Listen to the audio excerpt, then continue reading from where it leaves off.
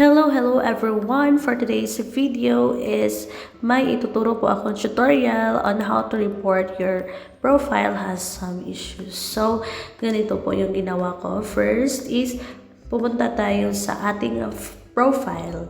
So, as you can see, profile has some issues. And then, ang gagawin natin dito is screenshot natin para i-report natin ito kay Meta.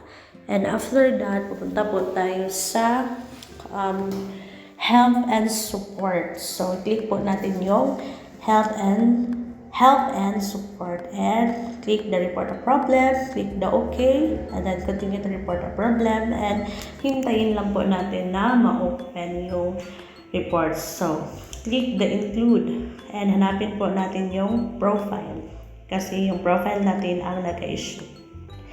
And makikita natin dito na send a report. So, ang ginawa ko dito is naglagay ako ng letter na good day Meta. I admit I posted some of the videos that doesn't meet your standard. Thanks for the awareness. Please remove my profile issues. Thank you and God bless.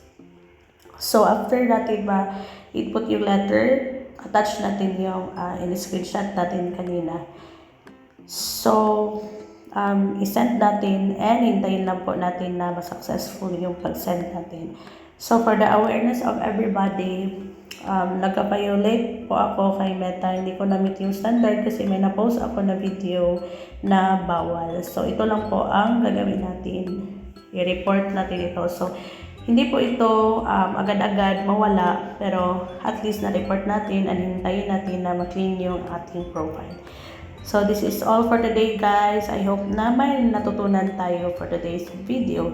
And thank you guys for watching. Bye!